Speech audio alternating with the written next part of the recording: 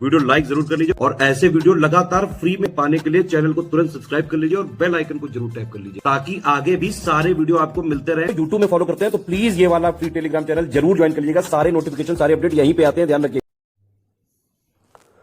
नमस्कार साथियों, स्वागत है आप सभी का स्टडी फॉर सिविल सर्विसेज में।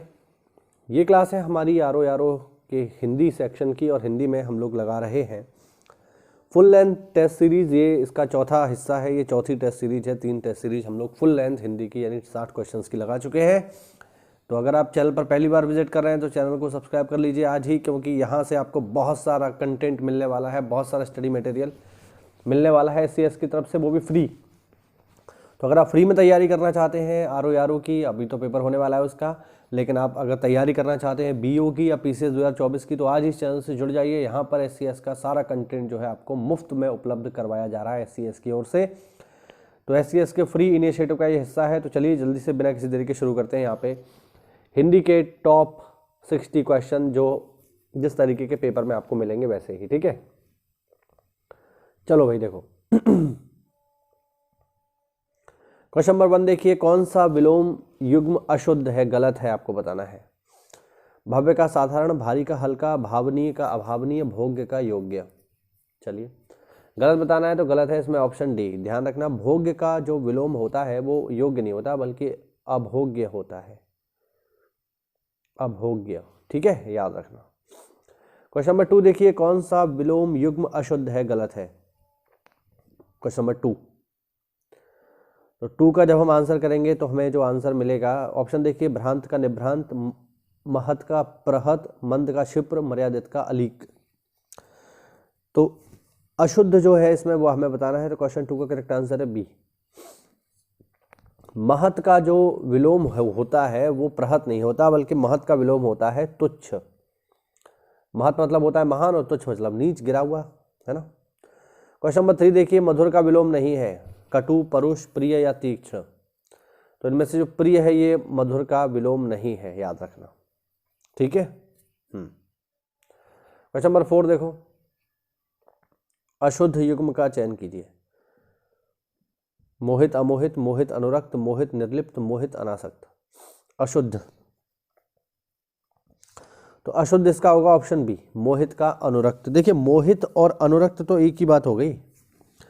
मोहित मतलब किसी के प्रेम में पड़ जाना और अनुरक्त भी किसी के प्रेम में पड़ जाना, है ना, तो ये तो एक ही बात है। क्वेश्चन नंबर 5 देखिए, अशुद्ध विलोम युग्म का चयन करिए। मंगल अमंगल, मलिन, निर्माल्य, मजेदार बेमजा या मनुज का दनुज। अशुद्ध बताना है आपको क्वेश्चन नंबर 5। तो मलिन का जो इसमें दिया हुआ है निर्माल्य, ये गलत है, यही अशुद्ध है। मलिन का जो विलोम होता है वो होता है निर्मल। निर्मल का मतलब होता है साफ सुथरा, शुद्ध। क्वेश्चन नंबर 6 देखिए, अशुद्ध विलोम आपको पहचानना है। 6 देखिए, 6 का जो करेक्ट आंसर होगा वो होगा ऑप्शन ए, शालीन, भ्रष्ट। ये अशुद्ध है, क्यों? क्योंकि शालीन का जो विलोम होता है वो भ्रष्ट नहीं होता। शालीन का जो विलोम होता है वो होता है धृष्ट, धृष्ट होता है। यहाँ पर क्या दे रहा है, भ्रष्ट दे रहा है, जो कि गलत है। क्वेश्चन नंबर 7 देखिए, अशोच का विलोम नहीं है, अशोच। क्वेश्चन नंबर 7, अशौच का विलोम नहीं है। तो देखिए अशौच का विलोम वैधृति नहीं है, क्योंकि वैधृति और अशोच ये समानार्थी हैं, ठीक है, एक दूसरे के पर्यायवाची हैं, और दोनों का जो अर्थ होता है वो होता है अशुद्धता। ध्यान रखना, शुचि, शौच, पाकी, ये सब इसके विलोम है। शुचि मतलब साफ सुथरा, शौच माने साफ सुथरा और पाकी माने भी साफ सुथरा, बट वैधृति माने अशुद्ध होता है, गंदा होता है, ध्यान रखना। क्वेश्चन नंबर 8 देखिए, सुख के लिए उचित विलोम नहीं है, सुख। क्वेश्चन नंबर 8, क्वेश्चन नंबर 8 का करेक्ट आंसर है संपत्ति। सुख और संपत्ति जो है ये विलोम कहाँ है भाई? संपत्ति और सुख तो एक दूसरे के हम कहेंगे पर्याय ही हैं भाई। संपत्ति अगर किसी के पास है तो उसे सुखी कहा जा सकता है। बाकी अरिष्ट है, क्लेश है, आपत्ति है, ये इसके विलोम है, लेकिन संपत्ति इसका विलोम नहीं है, ध्यान रखना।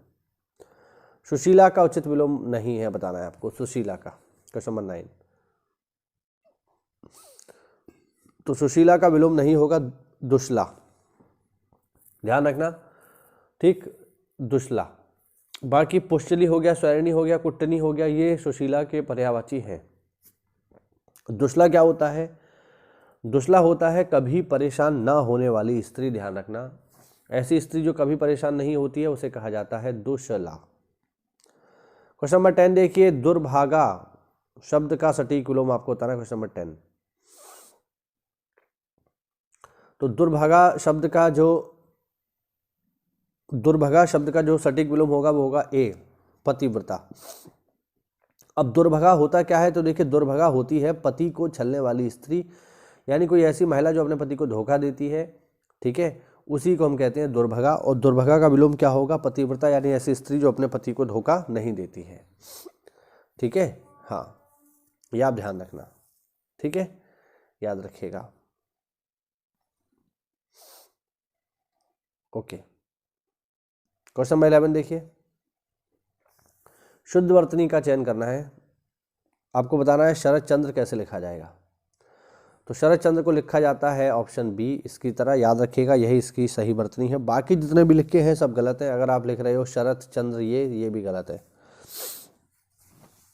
शरद चंद्र को इसी तरीके से ही लिखा जाएगा, आधा चा, पूरा चा और फिर अंध्र, ठीक है, याद रखिएगा। क्वेश्चन नंबर 12 देखिए, अशुद्ध वर्तनी वाला शब्द आपको बताना है। अशुद्ध वर्तनी कौन सी है? विद्यार्थीगण, निरपेक्ष, महाबली या सामग्री। क्वेश्चन नंबर 12, तो अशुद्ध वर्तनी है इसमें विद्यार्थीगण, ध्यान रखना। अब आप लोग जरा मुझे कमेंट करके बताओ कि आखिरकार ये अशुद्ध वर्तनी क्यों है। भाई आपने अशुद्ध वर्तनी तो पढ़ी होंगी, हिंदी तो इतना पढ़ी होगी, आप मुझे बताइए इसमें गलती कहाँ है। और मैं आपको थोड़ा सा हिंट देता हूँ, गलती जो है ये गण में है, ध्यान रखना, ठीक है, गलती जो है गण में है, विद्यार्थी तो सही लिखा है। आपको बताना है कि मतलब सॉरी, चलिए मैं ही आपको बताता हूँ, गलती जो है साथियों विद्यार्थी में ही, गण में नहीं। गण तो ठीक है, विद्यार्थी में गलती क्या है मैं आपको बताता हूँ। अच्छा देखिए, विद्यार्थी में गलती ये है कि ये लिखा है विद्या, और जो मात्रा लगा दी है वो उसने बड़ी की लगा दी, छोटी की लगेगी, ये लिखा जाएगा विद्यार्थी गण। तो गण ठीक है, विद्यार्थी गलत लिखा है, तो सही जो वर्तनी होगी वो ये होगी विद्यार्थी गण। छोटी की मात्रा लगेगी, बड़ी की नहीं लगेगी, ध्यान रखना। क्वेश्चन नंबर 13 देखिए, अशुद्ध वाक्य का चयन करिए। 13, अशुद्ध वाक्य, नायक का पति विदेश में है, वह नगर का सर्वोत्तम धावक है, उसके माता पिता का व्यवहार अच्छा नहीं है, माता पिता का आदर करना चाहिए। तो देखो, वह नगर का सर्वोत्तम धावक है, ठीक है, उसका व्यवहार अच्छा नहीं है, ठीक है, माता पिता का आदर करना चाहिए, ठीक है। बट नायक का पति कब से विदेश में होने लगा? भैया नायक की तो पत्नी होगी ना, या फिर अगर हम यहाँ पति लगा रहे हैं तो फिर यहाँ पे क्या नायिका। बात समझ रहे हो भाई? नायक और पति तो एक ही चीज हो गई ना। हीरो का कोई पति थोड़ी होगा। आज के ज़माने में हो सकता है, खैर 377 जो है हट चुकी है, लोग गे मैरिज कर रहे हैं, लेकिन हिंदी में तो अभी भी अगर हम मानेंगे तो जो अगर हम कह रहे हैं कि इसका पति है ना, तो फिर वो एक पुरुष को इंडिकेट करेगा और दूसरी पार्टी जो है पत्नी होगी। यहाँ पर दोनों जो है पुरुष दे दिए हैं, जो कि गलत है। क्वेश्चन नंबर 14 देखिए, अशुद्ध शब्द का चयन करना है आपको। अशुद्ध शब्द इनमें से कौन सा है? अशुद्ध शब्द देखिए बहुत स्टैंडर्ड है, ये आपने कभी नहीं सुने होंगे, मुझे पूरा भरोसा है। तो अगर आप हमारे टेस्ट में 50+ स्कोर कर रहे हो, इसका मतलब ये है कि आप आयोग के द्वारा बनाए गए पेपर में 55 से ज़्यादा ही करके आओगे, मैं आपको गारंटी दे रहा हूँ। इसमें अगर आप 50 सही कर लो, पक्की बात है आपका पेपर में 55 से प्लस, और मैं कहूँ 57-58 तक आप सही करके आओगे, अगर यहाँ पर आपने 50+ कर लिए तो। अशुद्ध बताना है तो अशुद्ध है याज्ञवल्लक। याज्ञवल्लक ऐसे लिखा जाता है, सही वर्तनी होती है याज्ञवल्क्य, याज्ञवल्क्य, इस तरीके से लिखा जाता है, आधा ला और फिर का दोनों आएंगे, तो याज्ञवल्क्य होता है, यहाँ पे गलत लिखा है। बाकी ये सब सही लिखे हैं, ध्यान रखना। इनकी भी वर्तनी एक बार देख लेना। धनुराजित, ठीक है, सुमुत्सुक, स्निग्धा, भिन्नाजनाभा, तो इनकी भी वर्तनी एक बार देख लेना। क्वेश्चन नंबर 15 देखो भाई, वह काव्य संग्रह जिसकी रचना मैंने की है छप रहा है, इसमें किस तरह की अशुद्धि आपको बताना है। इसमें किस तरीके की अशुद्धि है? बहुत ही स्टैंडर्ड क्वेश्चन है भाई। अगर आपने हिंदी कस के नहीं पढ़ी है तो आपसे ये नहीं होगा किसी भी तरीके का। किस तरीके की गलती आपको इसमें लग रही है? ऑप्शन भी देख लो। विशेषण संबंधी, विराम संबंधी, संप्रदान कारक, क्रम भंग, योग विन्यास। क्रम भंग योग विन्यास मतलब ये है कि सेंटेंस सही तरीके से अरेंज नहीं है। बाकी तो आप लोग समझ रहे होंगे विराम की गलती क्या होती है, विशेषण की गलती क्या होती है, कारक की गलती क्या होती है ना। लास्ट वाला आपको समझ में नहीं आ रहा होगा तो मैंने आपको बता दिया। इसमें जो गलती है वो बहुत छोटी सी, और वो गलती है कॉमा की जो है के बाद लगेगा, है ना। इसमें लिखा है ना, वह काव्य संग्रह जिसकी रचना मैंने की है और फिर कॉमा छप रहा है, क्योंकि ये अल्प विराम के तौर पे यहाँ पे इस्तेमाल होगा। ठीक है, तो ये विराम चिन्ह का यहाँ पर दोष है, ध्यान रखना। ये लगाना भूल गए हैं, इसीलिए गलत है, यानी ऑप्शन बी इसका करेक्ट है।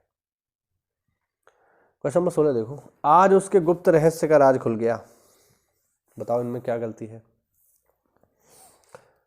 ऊपर लिखित वाक्य अशुद्ध है, इनमें क्या दोष है आपको बताना। क्वेश्चन नंबर 16 में आज उसके गुप्त रहस्य का राज खुल गया। देखो इसमें जो गलती है वो सेंटेंस में ये है कि यहाँ पे ये जो शब्द हैं गुप्त और रहस्य, ये दोनों इस्तेमाल नहीं होंगे एक साथ। या देखिए रहस्य जो होता है वो गुप्त ही होता है यार, सीधे आप बताओ, मैं कह रहा हूँ ये चीज़ रहस्य है तो मतलब गुप्त है ना, तभी तो रहस्य है। ऐसा कोई रहस्य होता है जो सबको पता हो, ओपन सीक्रेट, तो फिर सीक्रेट ही क्या रहा। तो रहस्य जब आपने इस्तेमाल किया है यहाँ पर, तो फिर गुप्त भी मतलब रहस्य है, इसका मतलब ही ये है कि वो गुप्त है।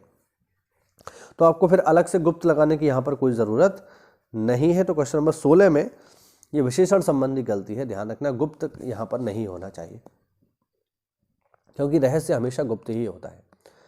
क्वेश्चन नंबर 17 देखिए, अब और स्पष्टीकरण करने की आवश्यकता नहीं है, अशुद्धि पहचाननी है आपको। क्वेश्चन नंबर 17, अब और स्पष्टीकरण करने की आवश्यकता नहीं है, ये आपको बताना है। चलिए देखिए गलती पकड़ते हैं यहाँ पे। गलती यहाँ पर ये है, और स्पष्टीकरण करने की आवश्यकता नहीं है। देखिए स्पष्टीकरण अपने आप में जो है करना है, ठीक है, उसके बाद में फिर करना लगाने की ज़रूरत नहीं है। जैसे इस तरीके का मैंने आपको एग्जाम्पल पहले भी क्लास में दिया है, जैसे प्रातः काल मैं लिखूँ यहाँ पे, प्रातः काल। अब लोग लिखते हैं प्रातः काल के समय में टहलने गया, तो प्रातः काल के समय आप टहलने गए, सेंटेंस गलत है, क्योंकि प्रातः काल में ऑलरेडी काल लगा हुआ है, समय का ऑलरेडी मेंशन है, तो फिर आपको समय लिखने की ज़रूरत नहीं है। वैसे ही जब यहाँ पे स्पष्टीकरण हो गया है तो फिर करना लगाने की ज़रूरत नहीं है, यही गलती है।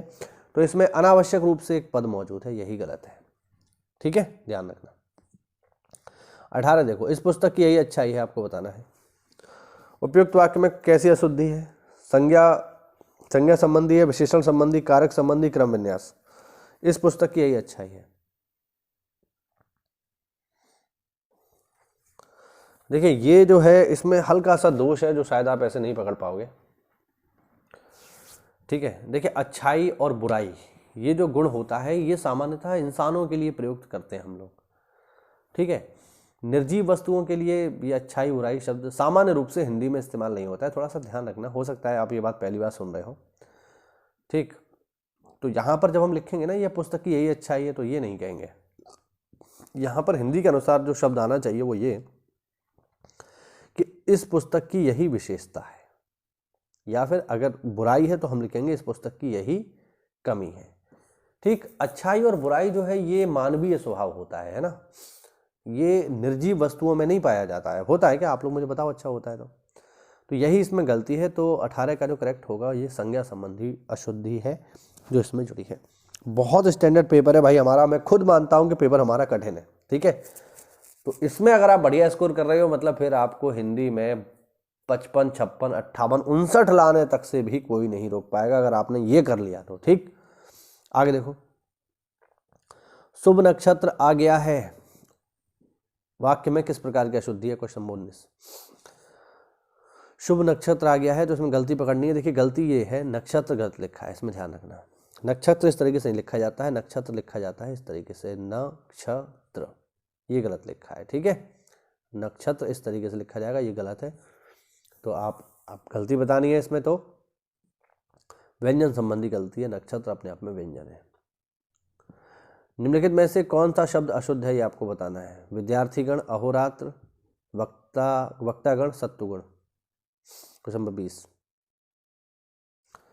तो 20 में जो देखिए बाकी सब सही है, ये भी ठीक है, ये भी ठीक है, सतत्व गुण भी ठीक है, लेकिन ये जो लिखा है ना वक्तागण, ये गलत है। फिर क्या होगा, यहाँ पर वक्तागण नहीं होगा, यहाँ पर जो सही शब्द होगा वो होगा व आधा का वक्तृगण। वक्तृगण ठीक है, जो सही शब्द है वो वक्तागण नहीं है, सही शब्द होगा वक्तृगण। वक्तृगण। आगे आ जाओ क्वेश्चन नंबर 21। विबुध शब्द का उचित पर्याय नहीं है, आपको बताना है विबुध। देखिए विबुध होता क्या है, देखिए विबुध जो होता है ये होता है देवता, ठीक है। विबुध जो है देवता का पर्यायवाची है, इसीलिए एक शब्द और बनता है यहाँ पे विबुधेश। विबुधेश मतलब देवताओं के ईश, और देवताओं के ईश कौन है, इंद्र है। तो विबुध का मतलब है देवता। अब उसी से आपको बताना है। देखिए इनमें अस्वप्न, त्रिदश, लेख, ये तीनों देवता के पर्यायवाची हैं, लेकिन वारुणी जो है ये देवता का पर्यायवाची नहीं है। वारुणी का मतलब होता है जल से उत्पन्न, जो जल से उत्पन्न होता है उसे कहते हैं वारुणी। और वारुणी जो है साथियों, एक चीज और भी है, वारुणी जो है ये चंद्रमा की पत्नी है, ठीक है, चंद्रमा की पत्नी का नाम है वारुणी। तो फिर यही इसका गलत जवाब है, ऑप्शन डी इज करेक्ट। 22 देखो, अनंतर शब्द का पर्याय क्या है, अनंतर। अनंतर शब्द, अनंतर शब्द का पर्याय है, आपको बताना है क्वेश्चन नंबर 22। देखिए अनंतर जो है ये ईश्वर का पर्याय होता है, ध्यान रखना, ईश्वर का, ठीक। और ईश्वर के अगर हम अन्य यहाँ पर देखें तो ईश्वर का एक अन्य पर्यायवाची हमें और दिख रहा है, वो है अलख। अलख माने भी ईश्वर होता है, अनंतर माने भी ईश्वर होता है। विशाखा क्या है, तो देखिए विशाखा एक नक्षत्र का नाम है, ध्यान रखना। यातुधान क्या है, यातुधान हो गया, सुरारी हो गया, ये सब किसके पर्यायवाची हैं, असुर के। खद्योत किसका पर्यायवाची है, देखिए खग्योत जो पर्याय है ये है जुगनू का, जुगनू है ना, ध्यान रखना। फायरफ्लाई। क्वेश्चन नंबर 23 देखो, दीत्यवाची अनघा वररोहा बिल्व निलया, ये शब्द किसके पर्यायवाची हैं भाई। बहुत स्टैंडर्ड पेपर है यार, वाकई में बहुत स्टैंडर्ड है। मैं सच बता रहा हूँ, इसमें अगर तुम यार 50 तो घर में, मुझे लग रहा है मैंने ज़्यादा बता दिया, इसमें तुम 45 भी अगर कर लो यार, 40 भी कर लो, तो भाई वाकई में तुम्हारी तैयारी सैल्यूट है यार, मानना पड़ेगा, ठीक। चलो 23 देखो, ये सभी मैं आपको बता दूं किसके पर्यायवाची हैं, ये सभी पर्यायवाची हैं लक्ष्मी के। और लक्ष्मी का फिर आपको इसमें एक पर्यायवाची और देखना है, वो है लोकमातृका, ध्यान रखना, ठीक। आगे देखो, आगे देखिए, ताक्षवाहना मतलब ताक्षवाहन, त्रिविक्रमा, परातत्परा, कूर्मत नवे, नरकेसरी, अक्षोचझा, अक्षोचझा, ये किसके पर्यायवाची हैं भैया। तो ये पर्यायवाची हैं श्री हरि विष्णु के, और विष्णु का इसमें एक पर्यायवाची हमें और मिल रहा है, श्रीमत, ध्यान रखना। अक्षज का उचित पर्याय क्या होगा, क्वेश्चन नंबर 25। अक्षज, अक्षज का मतलब होता है भगवान, और भगवान का एक अन्य पर्यायवाची इसमें दिया हुआ है अमेयत मन। जाह्नवी का उचित पर्यायवाची नहीं है 26, जाह्नवी। तो जाह्नवी जो है इनमें से किसका पर्यायवाची नहीं है, तो ऑप्शन डी इसका करेक्ट है, हंसा, ठीक है। हंसा जो है ये कौन होगा, ये हंस की पुत्री होगी, हंसा, हंस की पुत्री, ठीक है। और हंस किसको कहते हैं, हंस कहते हैं, हंस तो एक तो वो होता है, एक पक्षी है, इसके अलावा सूर्य का पर्यायवाची भी हंस होता है, ध्यान रखना। ईथर शब्द का पर्याय है ईथर, ये विज्ञान में नहीं है ईथर, फिर आप जो केमिस्ट्री में ले जाओ इसको, ठीक, केमिस्ट्री वाला नहीं है, मैं पहले बता दूं, फिर आप ठोंक दो ये तो रसायन है ना, ईथर होता है, बेंजीन होता है, ये वो नहीं है, हिंदी के अनुसार आपको बताना है। तो मैं आपको बता दूं, ईथर जो है ये पर्याय है अंतरिक्ष का, और अंतरिक्ष का एक अन्य शब्द और दे रखा है यहाँ पे, द्युलक, द्युलक, ये सब जो है अंतरिक्ष के पर्यायवाची हैं। आगे देखो 28, रुद्रवीर का पर्याय शब्द कौन सा है 28 का। तो रुद्रवीर जो पर्याय है ये है हनुमान जी का, और हनुमान जी का एक अन्य पर्याय है लंकारी। लंकारी मतलब लंका प्लस अरि, अरे मतलब शत्रु, लंका के शत्रु ही तो है, लंका में आग नहीं लगा दी थी हनुमान जी ने, तो वही होगा। मेघछम्य और निस्वार्क शब्द का पर्यायवाची आपको बताना है 29। तो ये दोनों ही भगवान विष्णु के पर्यायवाची हैं। और भगवान विष्णु का एक पर्यायवाची यहाँ और दे रखा है शुक्लांबर, ध्यान रखना, ठीक। 29 का ए। बहुत स्टैंडर्ड पेपर है भाई, हिलना नहीं है। अगर तैयारी बढ़िया नहीं है तो कर नहीं पाओगे, तो खूब बढ़िया तैयारी हो तभी जो है आना इधर, ठीक है। ऊपर ऊपर पढ़ के जो है आदित्य पब्लिकेशन पढ़ के आप सोचोगे निकाल लो, नहीं निकलेगा। हमारा टेस्ट तो नहीं निकलेगा भाई, सीधी बात है, ठीक। क्वेश्चन नंबर 30 देखो।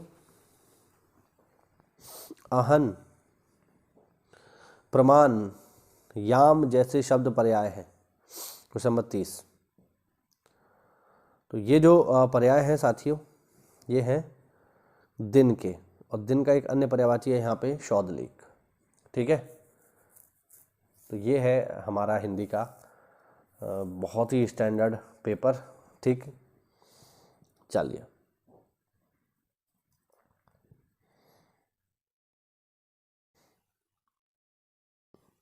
अब ये चूँकि बहुत टफ है तो मैं इसको यहीं स्टॉप कर रहा हूँ। इसके जो अगले 30 सवाल हैं, ठीक, उसको मैं अगली सीरीज में लगवाऊंगा, क्योंकि मुझे पता है ये बहुत ज़्यादा टफ है भाई। आप लोगों को वाकई में आप पूरे हिल गए होंगे, यार ऐसा भी शब्द हमने कभी नहीं सुना है। वैसे मैंने सोचा था पूरे इसके 60 करा दूं, लेकिन इसका लेवल देखते हुए मुझे लग रहा है 30 ही बहुत है। तो आज आप 30 ही करो, ठीक है। अगला जो है वीडियो इसका मैं कुछ घंटे में अपलोड कर दूंगा दूसरा, तो 30 उसमें कर लेना, ठीक है। एक साथ इतनी हैवी डोज मत लो, मालूम चले सिस्टम हैंग हो गया तो सिस्टम हैंग मत करिए, अभी 30 लगा लो। अगले जो है वो 30 मैं आपको 1-2 घंटे बाद दूसरा वीडियो दे दूंगा, उसमें लगा लेना, ठीक है, ताकि आपका सिस्टम इसको झेल सके। चलिए मिलते हैं अगली क्लास में, तब तक के लिए जय हिंद, जय भारत, वंदे मातरम। आज तो मज़ा आ गया।